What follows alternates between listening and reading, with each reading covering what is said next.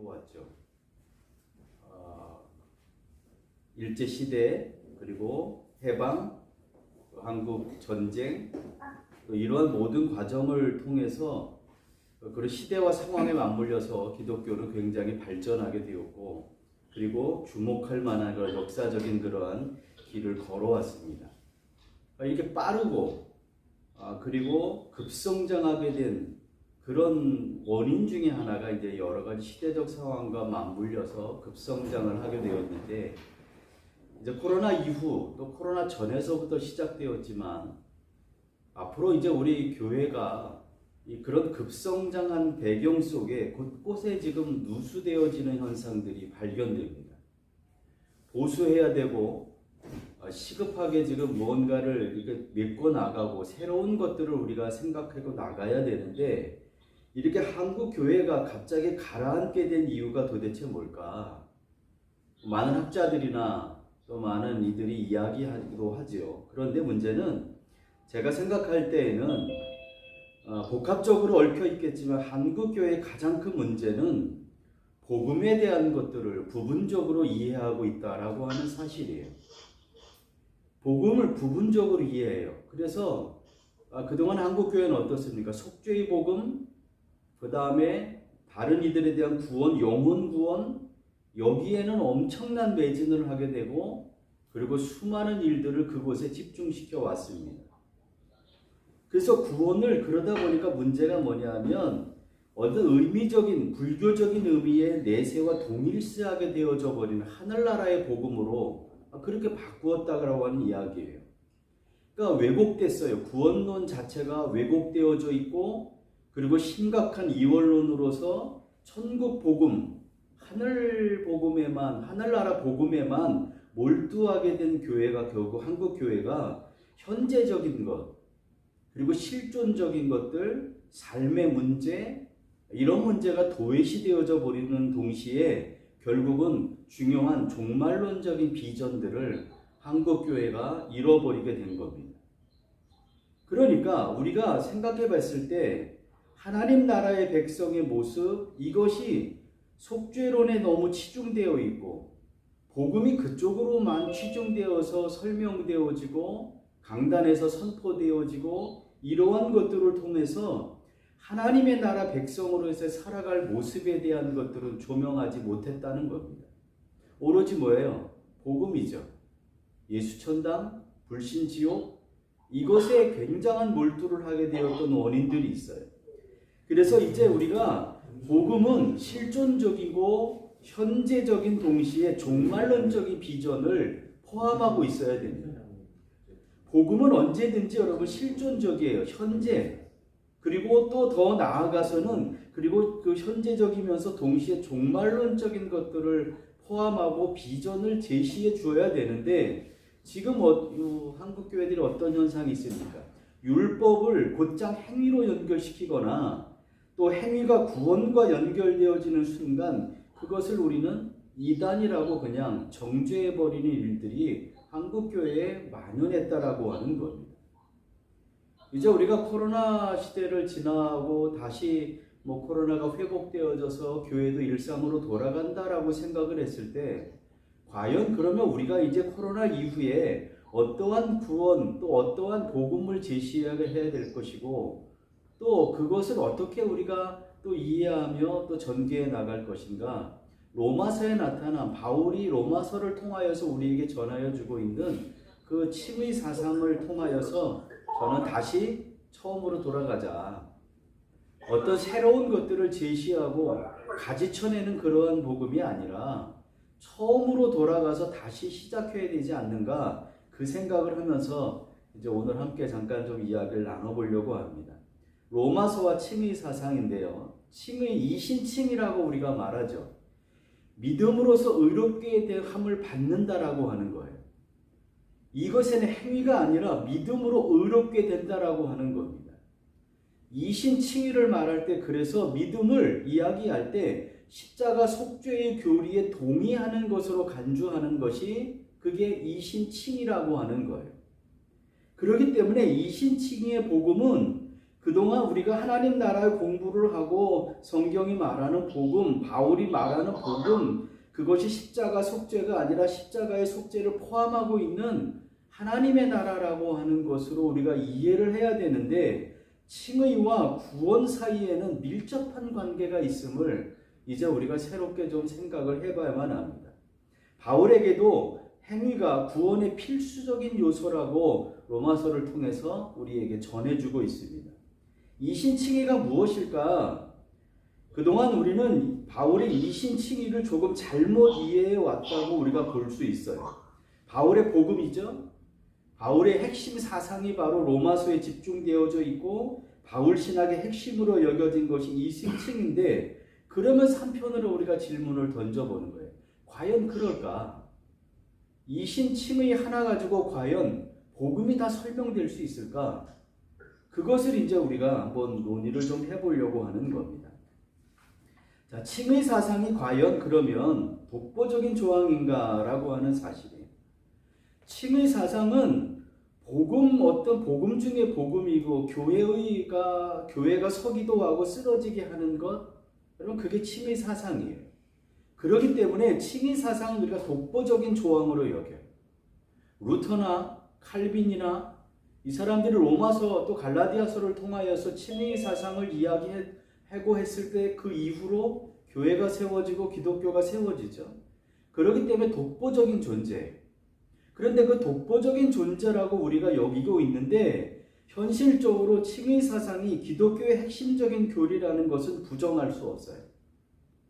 그러나 과연 칭의 사상의 강조가 많은 병폐를 낳았다고 하는 사실을 우리가 오늘날 다시 새겨봐야 된다고 하는 겁니다.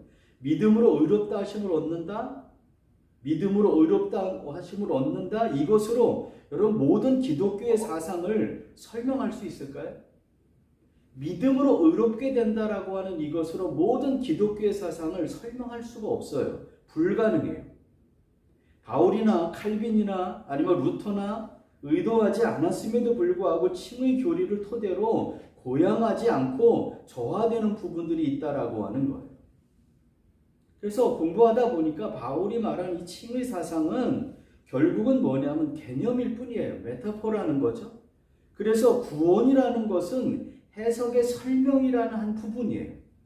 구원도 여러분 뭐예요? 그것이 설명해주는 어떤 그 구원이라는 것을 설명하는데 칭의가 어느 한 부분의 해석일 뿐이지 그것이 칭의 사상의 모든 것이 아니라고 하는 겁니다. 성서에서 이 구원을 표현하는 양식이 존재하는데 그 중에 하나, 칭의 사상도 바로 그 중에 하나라고 하는 겁니다. 로마서 4장 5절을 보시게 되면 뭐라고 표현한 성경 뭐라고 이야기해 주고 있느냐 하면 제가 읽어드립니다.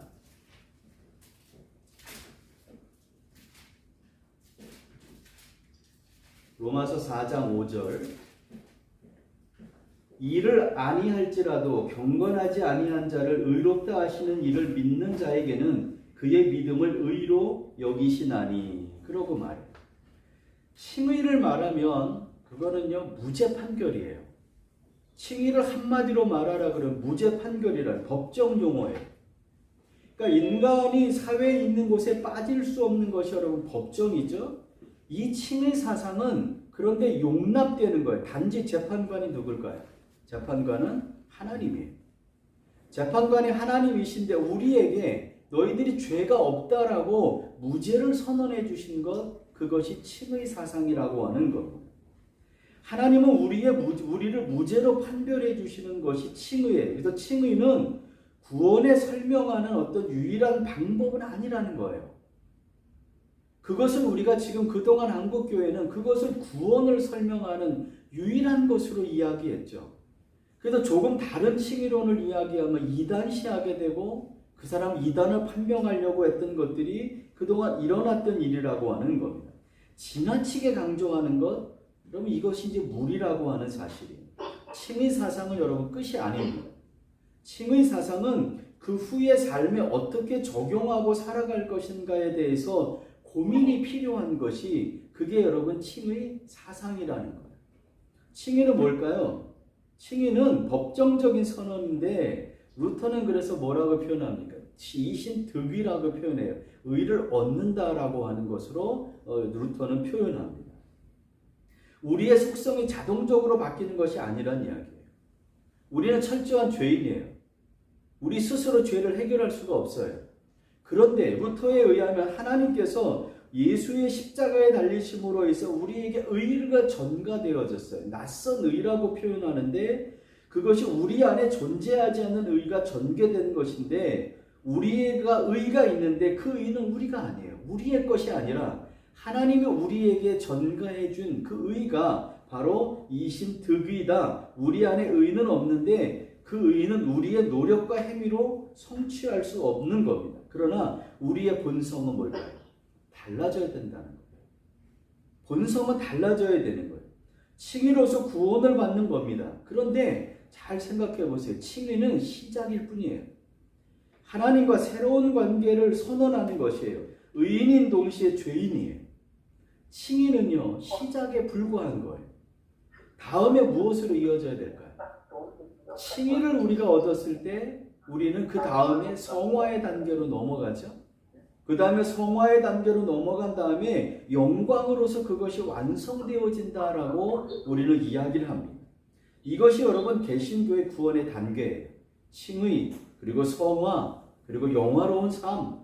이것이 웨슬리도 이야기한 것처럼 이렇게 구원의 어떤 단계인데 칭의를 설명할 때 그 안에 칭의와 성화와 영화가 그 안에 다 들어있는 것이지 발전의 과정으로만 설명하지 않아요. 한 가지 사건, 다시 말하면 칭의를 받았다라고 하죠. 내가 하나님에게 의를 받았다라고 하면서 그것으로 내가 영화에까지 이르게 된 것이 아니라고 하는 사실.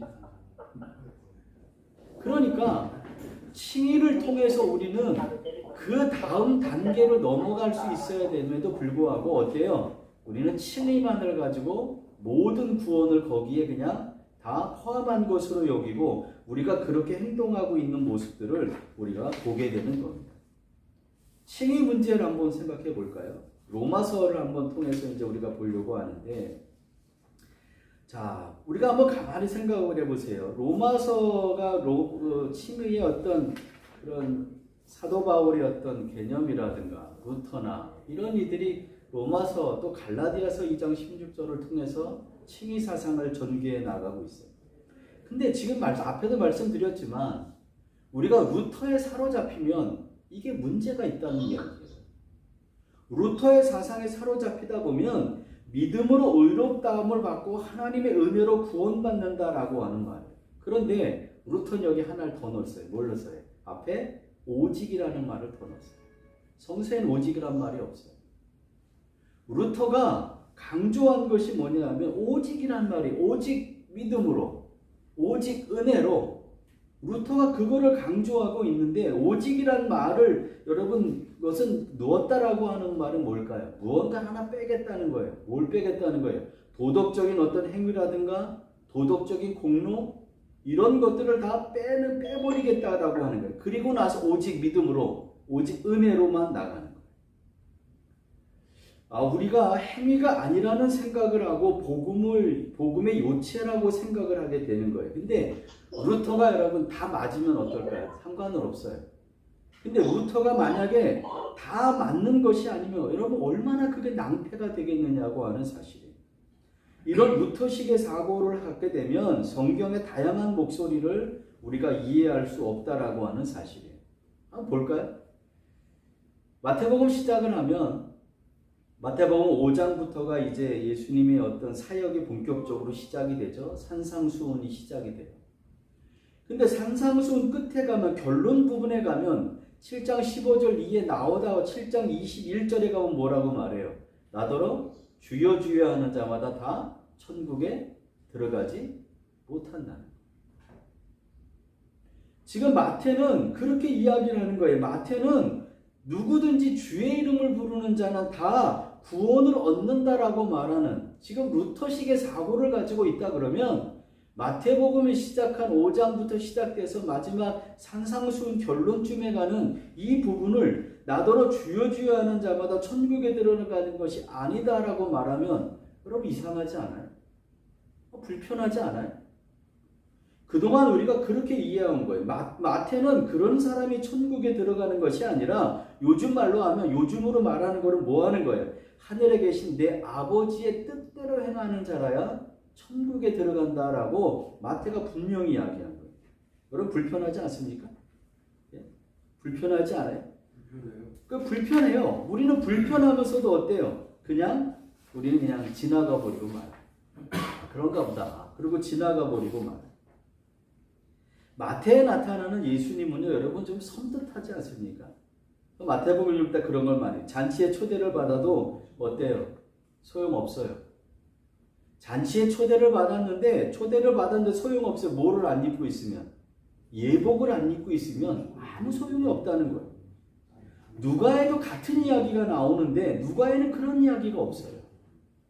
1만 달란트 예와 아시죠? 용서받았는데 나가서 100데나리온의 빚진 친구를 용서 안 해줬어. 그랬더니 마태복음은 어때요? 다시 그 친구를 붙들어다가 어떻게 다시 감옥에 가두어 버리고 있는 거예요.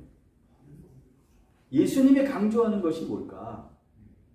오직 믿음으로 행위가 아니라 믿음이 중요하다는 것을 우리가 여러분 어떻게 그걸 이제 연결해 나아갈 수 있을까? 다른 복음서도 마찬가지예요, 여러분. 사도행전도 그래요. 히브리서도 마찬가지예요. 히브리서는 잘 가다가 타락하면 2번의 기회가 있어요, 없어요? 2번의 기회도 없어요. 히브리서는 무서워요. 2번의 기회조차도 없어요. 심판의 경고가 무서워요. 계시록도 행위를 어떤다고요? 분명히 안다. 너희들 행위를 안다라고 행위를 강조하고 있는 거예요. 바울이요, 오직 믿음으로 말하는 부분은요, 갈라디아서 한 부분 2장, 그리고 로마서의 한 부분 여기밖에 없어요. 바울도 행위에 대한 경고를 하는 이야기들을 로마서에서도 계속적으로 바울도 해주고 있다는 거예요. 8장 13절인데요. 읽어드릴게요. 너희가 육신대로 살면 반드시 죽을 것이로되 영으로서 몸의 행실을 죽이면 살 것이다. 이제 이 2가지 목소리를 우리가 어떻게 이거를 해야 될까? 이 2가지 이 소리가 우리 속에 공존하려고 그러면 과연 이제 어떻게 해야 되는가라는 거예요. 2가지는 공존해요. 어디로 갈지 누가 결정할지 내가 마음대로 가고 내가 원하는 대로 한다 그러면 내 마음대로 한다 그러면 말씀을 따라 우리가 간다고 생각을 할까? 말씀대로 한다고 생각하는데 그게 인간적인 행동적인 말씀대로 하는 것이라 그러면 항상 어때요? 우리는 내 욕심대로 살아갈 수밖에 없어요. 마태복음에서부터 계시록까지 일관적으로 나오는 가르침은 순종하지 않으면 하나님의 구원을 경험할 수 없다라고 하는 사실이에요. 말씀대로 행해야 된다는 거예요. 일관된 이 2가지 몫을 어떻게 해야 되는가? 분명히 우리들은 2가지 조항이 있음에도 불구하고 한 가지를 선택하고 한 가지를 버리든가 2가지를 다 선택하지 않든가 아니면 둘 중에 하나를 어떻게 해서 조화를 이루어 가야 되는데 앞으로 우리들이 이런 조화를 어떻게 이루어 갈 것인가를 이제 뒷부분에 가서 이야기하겠지만 분명한 것은 뭐냐 하면 복음을 이해하기 위해서는 예외 조항을 만들어서는 안 됩니다. 복음은 어떤 예외 조항을 만들어서 그 예외 조항에 복음을 끼워 넣어서 우리에게 요구해서는 안 된다라고 하는 사실이에요. 하나님의 뜻을 행하는 게 아닐 수도 있기 때문에 그래요. 내가 너희를 도무지 알지 못한다. 계속 마태복음은 그렇게 이야기하죠. 또 사람을 둘로 나누죠. 지혜로운 사람, 어리석은 사람 둘로 나누고 그리고 지혜로운 사람과 어리석은 사람 둘로 나누는 차이는 뭐냐 하면 말씀대로 어떻게 살아가느냐라고 하는 거예요. 율법을 만들어내는 것 그리고 편법을 만들어내는 것이 아니라 하나님이 우리를 구원하시는 데에는 하나님은 분명한 원칙이 하나 있어요. 하나님은 공평한 하나님이라는 거예요.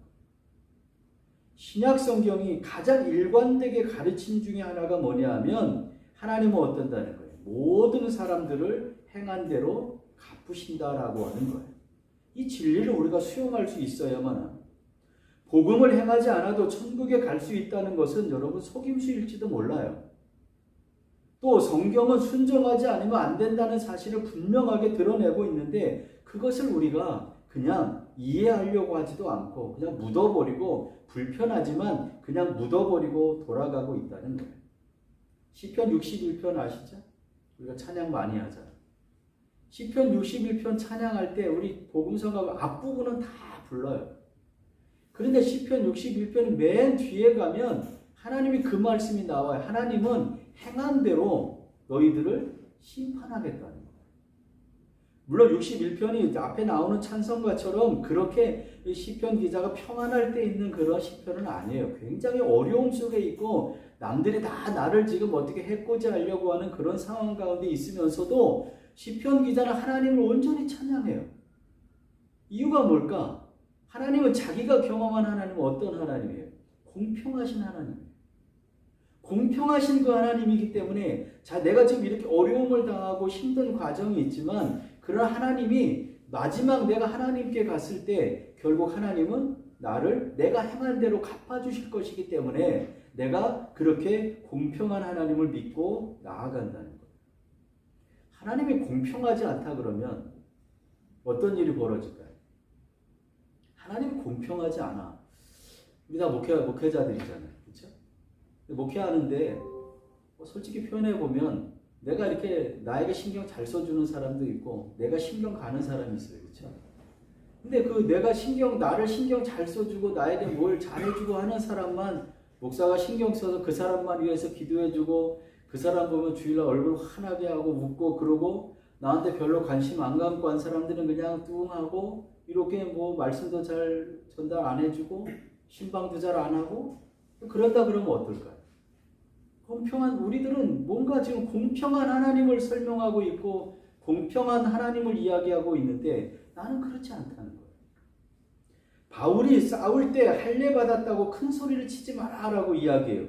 2장 13절에 가면 듣는 자가 아니라 율법을 행하는 자라야 그래야 구원을 받는다라고 말을 해요. 지금 루터나 칼빈이나 이런 사람들이 3장에 나와 있는 이 칭의론에 관한 걸 이야기하지만 그러나 분명한 것은 로마서의 2장은 전체적으로 보면 로마서 2장은요 행위구원론에 포함이 돼요. 행하지 않으면 구원을 못 받는다는 거예요. 율법을 알고 있는 것이 아니라 율법을 행하는 자라야 구원을 얻는다라고 하는 행위구원론이 분명히 2장에 나와 있어요. 그런데도 우리가 그것을 무시해버리고 만약에 하나님이 공평하지 않다 그러면 여러분 하나님을 우리가 신뢰할 수 있을까요? 신뢰할 수 없어요. 하나님은 각 사람에게 행한 대로 갚아주신다라는 거예요. 이 지금 62편 12절에 나와 있는 이 시편 기자의 인용된 말씀은요. 신약 성경 안에서도 인용된 부분이 많아요. 마태복음, 로마서도 인용됐고요.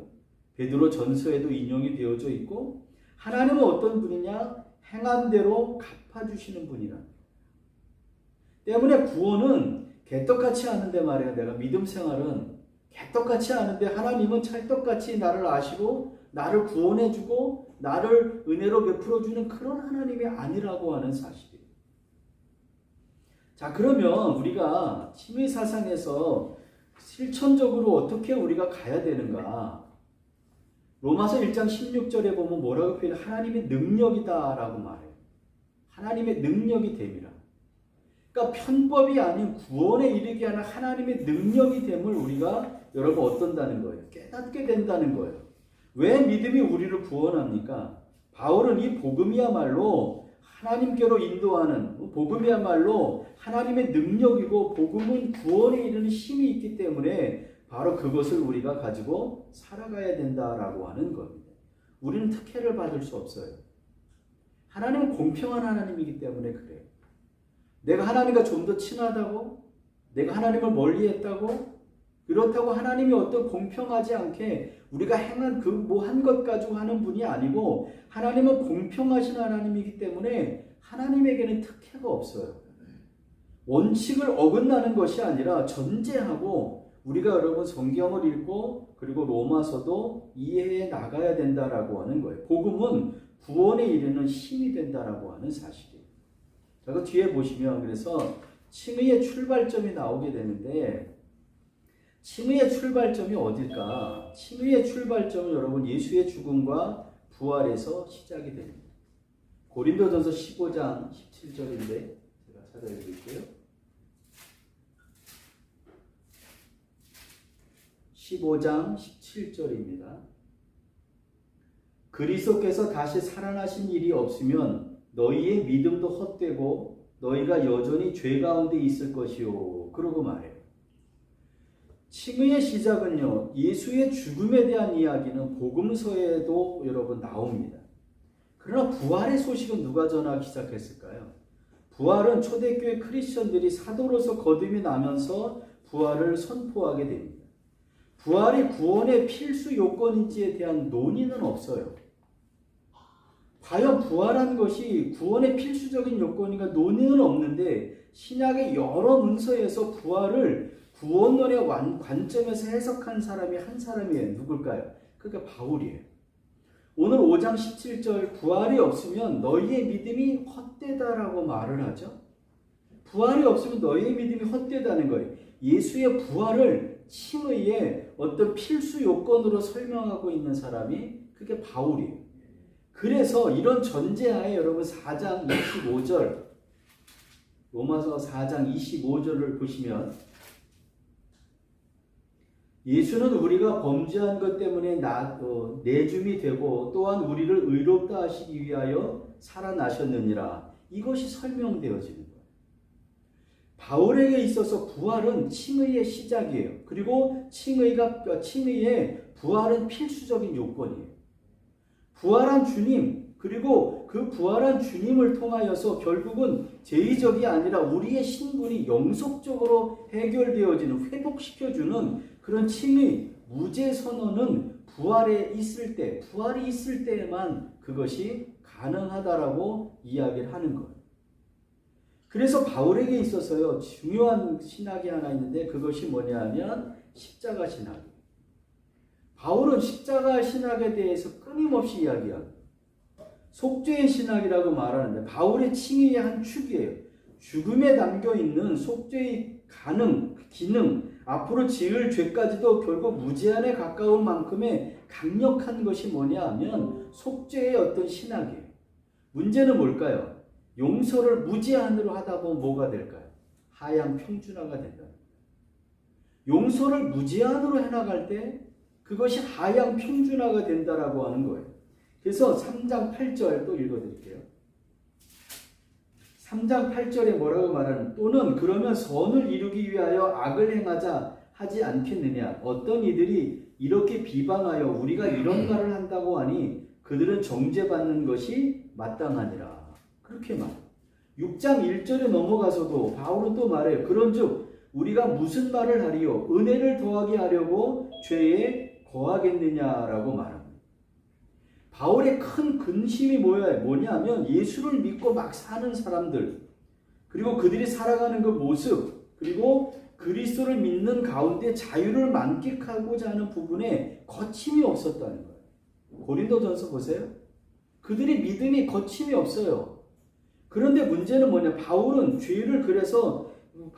뭐를 표현해? 죄에 대한 걸 표현할 때 죄의 인격화라고 하는 것으로 표현합니다. 죄를 인격화해 버렸어요. 그래서 고린도 사람들을 위시한 크리스천들이 예수 그리스도를 믿고도 거룩하지 못한 그들의 삶은 인격화된 사탄 같은 죄가 여전히 우리를 지배하고 있다는 거예요. 죄의 인격화를 이뤄요. 개정에서 불구하고 죄를 통치 아래 우리가 늘 신음하고 있어요. 그래서 바울의 선택은 뭐냐 하면 죄를 인격화했다는 거예요. 그래서 죄를 인격화한 이유는 뭐냐 하면 모든 죄를 속박해 줄 것이다 라고 하는 것과 또 하나는 간과의 신학에 대한 오해, 우리가 죄를 지었을 때 계속적으로 하나님이 용서해주고 하는 그 간과에 대한 것들, 하향 평준화되어지는 그것에 대한 오해를 풀어주는 거예요. 핵심적으로 바울이 주장하는 것은 율법의 상대화입니다.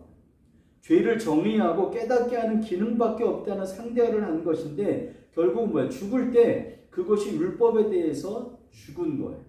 그래서 율법이 구속력을 가지지 못해요. 우리가 죽으면 율법이 구속력을 갖지 못해요. 죄에서 구원받지 못한다고 주장하는 것처럼 보인다는 그 오해를 바울은 죄의 인격화라고 하는 것으로 풀어가고 있다는 거예요. 로마서는 전체적으로 보시면 하나님의 의에 대한 거를 이제 이야기를 많이 하죠.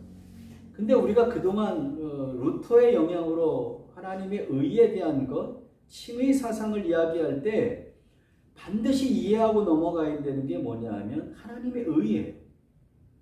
구약에서의 하나님의 의는요, 설명이 필요 없어요. 이미 하나님이 의의 자체예요. 개념 자체도 구약에는 그렇게 많지 않아요. 근데 신약에 넘어와서 바울은 루터에 의해서 우리가 영향을 받다 보니까 하나님의 의에 대한 설명할 것에 대해서는 하나님의 능동적인 의에 너무 치중되어 있고 능동적인 의 쪽으로 모든 것들이 다 가 있어요. 제가 로마서를 하면서 그 논문을 쓰면서 한 것이 뭐냐면, 그래서 하나님의 의에 대한 설명을 할 때 하나님의 능동적인 의가 있고 하나님의 수동적인, 인간의 수동적인 의가 있다는 거예요. 로마서 전체를 보시면 이 둘이, 바울이 이거를 분리해서 정확하게 능동적인 의, 인간의 수동적 의 이렇게 분리해서 바울은 사용하지 않아요. 그러나 로마서에는 그런 두 가지의 사상이 바울에게 굉장히 아주 대립적으로 나타나는 부분들이 굉장히 많다는 거예요. 로마서의 바울은요, 인간은 하나님의 의 앞에 인간을 행할 수 있는 것들이 아무것도 없어요. 내가 아무리 하나님을 믿고자 해도 그거는 내 의, 하나님의 의예요. 내가 예수를 믿고자 하는 것도, 내가 예수를 믿으려고 결정한 것도 내 의가 아니라 그건 누구의 의예요? 하나님의 적극적인, 하나님의 능동적인 의에 의해서 내가 예수를 믿는다라고 합니다. 그래서 이거를 우리가 쭉 해당하면 그렇게 하나님의 의를 이야기하다 보면 인간이 할 수 있는 의가 없어요. 그래서 찾아나가고 하는 것들이 칭의론에 대한 것들을 이야기하면서 우리가 바울의 십자가, 바울이 왜 그토록 십자가를 이야기하고, 그리고 율법에 대해서 그렇게 갈라디아서 2장 16절에 나온 것처럼 왜 갈라디아서에 그렇게 바울이 정말 거친 표현들을 쓰면서 율법에 대해서도 이야기를 했음에도 불구하고, 그리고 로마서에 왔을 때 다시 인간들이 가지고 있는 수동적인 의에 대해서도 이야기하는가를 우리가 오늘 돌아보려고 하는 거예요. 칭의론에서 우리가 이제 로마서를 전체적으로 하다 보면 시간이 너무 없고, 저도 지금 몸이 좀 불편하고 한데, 이걸 넘어섰을 때 이제 우리가 과연 어떻게 칭의론과 그리고 앞으로의 우리의 구원에 대해서 어떠한 문제를 가지고, 어떤 생각을 가지고 우리가 이것을 전개해 나가고 우리의 설교라든가 우리의 신앙에 이걸 어떻게 연결해 나가야 될까? 바울에 의하면 인간은 하나님의 의에 행할 수 있는 것이 아무것도 없어요. 전적인 하나님의 의예요. 그런데 인간은 그럼에도 불구하고 오늘 바울 이 로마서에서 찾아낸 것 중에 하나가 뭐냐 하면, 우리가 구원을 이루어갈 수 있고 하나님의 의에 우리가 그래도 동참할 수 있는 것들을 찾아내보고자 했던 것인데, 그것이 뭐냐면 로마서 6장 13절에 의의 병기라고 하는 거예요. 우리가 예수와 같이 십자가에 못 박히고 예수의 부활과 합하여서 다시 살아난 후에 하여야 할 일을 보여주게 되는데, 그것이 뭐냐면 더 의의 병기로 하나님께 드리는 것도 있지만 6장 16절에 넘어가면 순종의 종이라는 것이 나와요. 순종이 아니고 그냥 종도 아니고 순종의 종이라고 하는 걸로 표현되는 거예요. 이게 순종이에요. 의로움은 여러분 순종을 전제로 하고, 의로움은 순종을 전제로 하는, 단지 의로움을 상태라고만 표현할 수 있는 이유가, 여기 볼 수밖에 없는 이유가 여기에 있는데, 의로움은 하나님의 뜻에 순종하는 삶이 언제나 포함되어 있을 때 그것을 바울은 의롭다라고 말합니다. 순종은 믿음과 같은 개념이지만 순종의 종은 믿음 실천과 연결된 가능성을 내포하고 있는 거예요. 그래서 칭의론과 행위 심판론의 간극을 메울 수 있는 방법이 뭘까? 이 두 가지가 평행하고 가고 있는 이 시점에 우리가 이걸 두 가지를 공존할 수 있는 방법이 뭘까? 이것이 뭐냐면 순종의 종이라고 하는 개념으로 로마서에서 찾을 수 있습니다. 칭의론이라고 하면 믿음만으로 설명해 왔어요. 그동안 우리는 그 논리로 행위 심판론을 설명할 길이 없어요. 한번 찾아보세요. 로마서 2장 6절 8절을 보세요.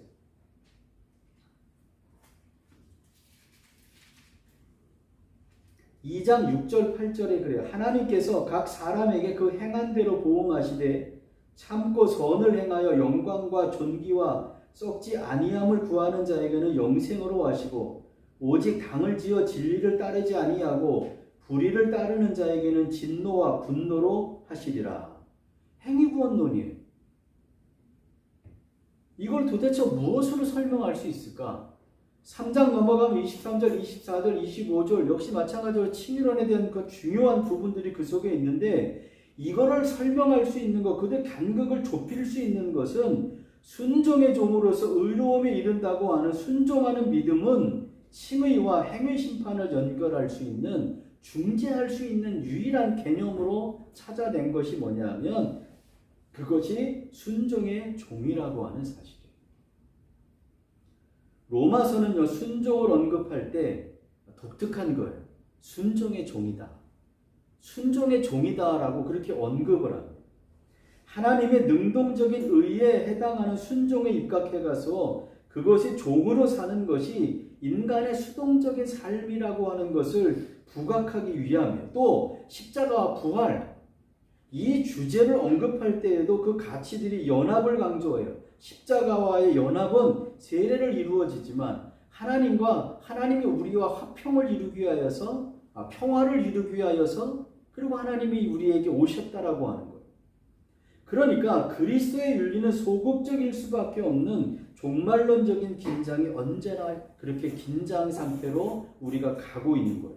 부활과 연합하는 것, 이것이 마지막 날 우리에게 이어지기 때문에 우리는 늘 그런 긴장 상태에 머물게 된다라고 하는 것.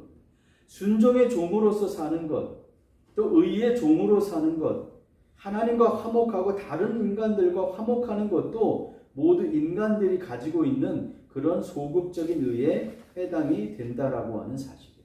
결국 뭘까요? 선행은 구원의 조건이 아니라 구원의 결과라고 요약할 수 있어요.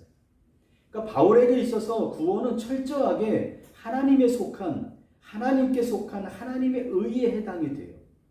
그러나 여러분 기억하셔야 돼요. 구원 이후에 인간의 의를 전적으로 무시하는 것이 아니라 구원 이후에 인간의 의가 수동적인 것으로 자신의 주장을 집중하고 있는 거예요. 인간의 의가 능동적이고 적극적인 면모를 갖추게 되면 결국 이방인들과의 장벽을 설치할 수 있기 때문에 우리가 바로 그러한 구조 속에서 그리고 칭의론을 이해해갈 필요가 있다라고 하는 겁니다. 칭의론을 설명할 때 그래서 우리가 분명한 것을 기억해야 돼요. 우리가 어디 두 가지를 어떻게 조화를 이룰 것인가, 어떻게 조화를 이루어서 어떻게 이것을 우리가 새롭게 코로나 이후에 어떻게 우리가 펼쳐나가야 될까. 루터의 사상에 우리가 너무 매몰되어 있다 보니까 이것이 결국은 한국교회 지금에 이러한 영향을 미치게 됐다라고 하는 사실이에요. 때문에 우리가 오늘 칭의론을 전체적으로 설명할 수 없지만 결국은 뭐냐 하면 우리가 칭의론과 그리고 행위구원론에 대한 분명한 기준들이 제시되어야 될 것이고 그리고 실천이 필요하다라고 하는 사실이에요. 바울에게 있어서 그래서 인간의 의가 전적으로 무시되는 건 아닙니다. 인간의 의가 바울에게 있어서 하나님의 의에 할 수 있는 인간의 방법들은 전혀 없다라고 말하지만 인간의 수동적인 의를 통하여서 하나님의 의에 우리가 참여할 수 있는 길들을 열어나가고 있다는 거예요.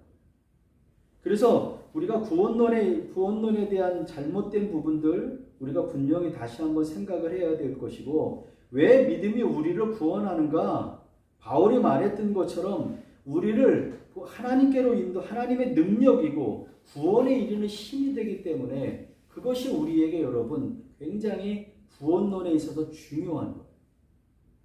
그래서 지금 두서없이 그냥 정신없이 이야기를 드렸지만 어찌됐건 분명한 것은 칭의론에 너무 매몰되어 있지 말고 우리가 행위구원론과 칭의를 어떻게 이제 조화롭게 이루어갈 것인가, 이 부분에 대해서 우리가 좀 고민하고 그리고 코로나 이후에 우리가 다시 무언가를 이제 살펴가고 나가야 되는 그런 시점들이 우리에게 오고 있음을 우리는 잊지 말아야 됩니다. 분명한 것이 있어요. 예수를 믿어서 의를 선물 받았다는 것, 칭의를 받았다라고 하는 것은 죄에서 자유를 얻었다라고 하는 뜻이에요. 근데 이 칭의론에 두 가지 여러분 의가 있어요. 하나는 뭐냐? 방종이 아니에요. 칭의론을 통해서 우리가 죄에서 자유를 얻은 것은 자기 행동에 대한 책임 있는 자유예요. 내 행동에 대한 책임을 지지 못하면 그건 여러분 칭의가 아니에요. 두 번째는 뭐냐 하면 칭의론의 두 번째 자유는 자기 유익을 위해 사는 것이 아닙니다. 칭의론의 두 번째 자유는 남을 위한 것, 이웃을 사랑할 수 있는 자유예요. 참된 자유는 하나님을 닮은 그 사랑 안에서 거기서 참된 자유가 나오고 그리고 참된 자유함이 드러납니다. 이웃 안에서 하나님의 사랑을 드러내는 행동인지 코로나 이후에 우리가 한번 교인들에게도 우리 스스로도 우리를 돌아봐야만 합니다. 이웃 안에서 하나님의 사랑이 드러나고 있는가? 내가 과연 하나님의 사랑을 이웃 안에서 드러나고 있는 그런 행동을 하고 있는가? 칭의는 의롭다는 선언일 뿐만이 아니라 의로워지는 삶까지 포함되어지는 것이기 때문에 우리가 이 자유함을 누릴 때 반드시 그런 것들이 필요합니다. 저도 말씀드렸지만 코로나 상황에 매우 다양한 형태의 교회가 대안적으로 제시되어지고 있어요. 그런데 어떤 면에서는 여러분 저는 그걸 보면서 굉장히 우려스럽습니다.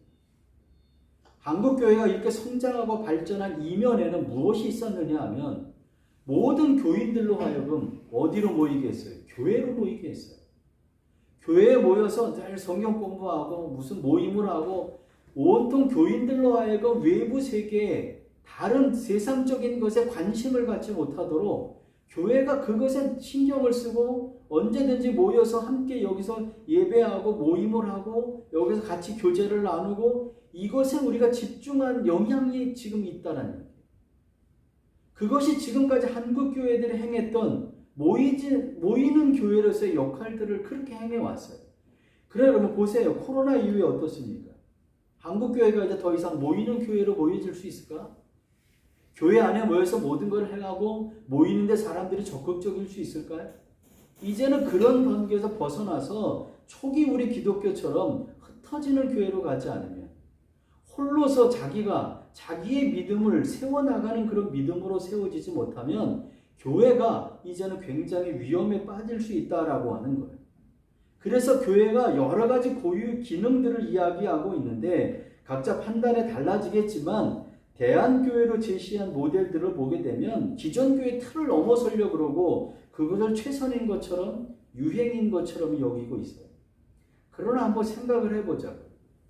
코로나 이후에 교회의 틀을 넘어서는 대한 모델들을 제시했을 때 과연 연수동지방에 있는 몇 교회나 과연 그런 대안들을 찾아갈 수 있을까? 제가 보기엔 거의 없어요. 한두 교회?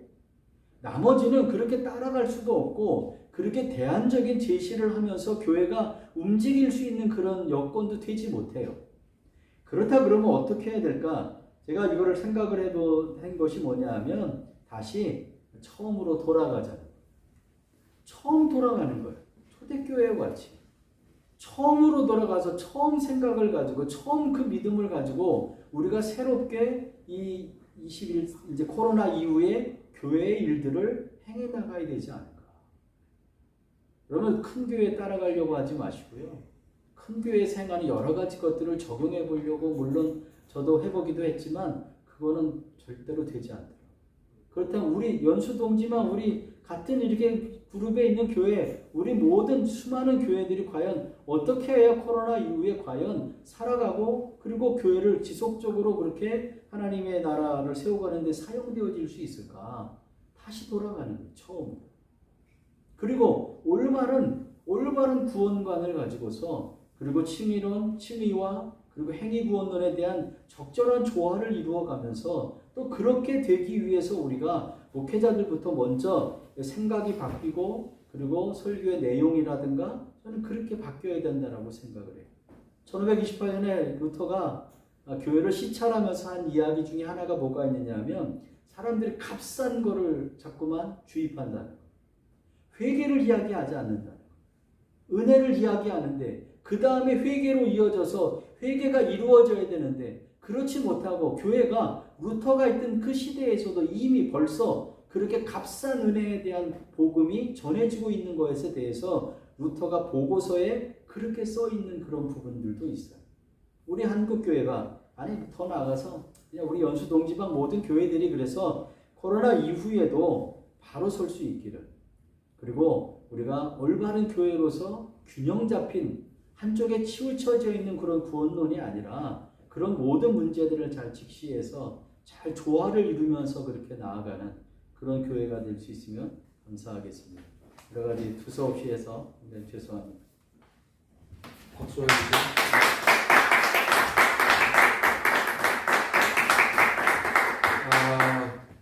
끝까지 강의에 참여해 주신 분들 감사를 드리고요. 질문이 좀 있으실 수 있어요. 그렇죠? 근데 아무튼 칭의론의 문제는 매우 심각한 문제인데, 이 문제가 믿음으로만 구원받는다 그래서 한국교회가 윤리가 무너지잖아요. 그럼 윤리로 구원받느냐 그러면 또 믿음이 무너지잖아요. 그래서 지금 이런 논의를 펼쳐나가는 건데, 칭의론을 포기하는 게 아니라 칭의론은 능동적 하나님의 의에 해당된다. 그리고 우리가 어떤 실천을 하든, 우리가 순교를 해도 그것은 십자가의 은혜에 입각한 수동적인 의에 불과하다. 그런데 교회가 자기 자랑에 빠져 있다면 그게 능동적인 의에 빠져 있습니다.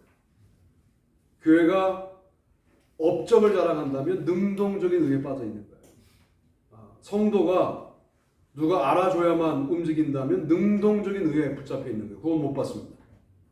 그 얘기를 하는 거거든요. 매우 심각한 얘기였어요.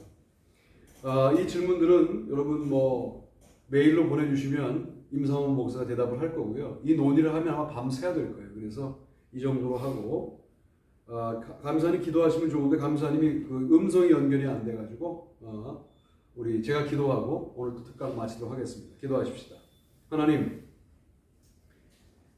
우리가 불 가운데로 들어가고 십자가를 짊어지고 헌신을 한다고 할지라도 그것은 전적으로 십자가의 은혜 때문에 이루어진 우리의 수동적인 의에 불과합니다. 그렇게 고백하는 우리가 될 수 있도록 인도하여 주시기를 원합니다.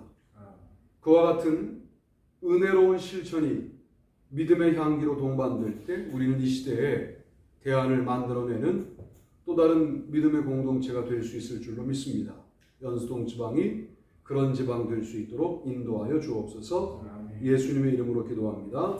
아멘. 하나님께 영광의 박수를 드립시다.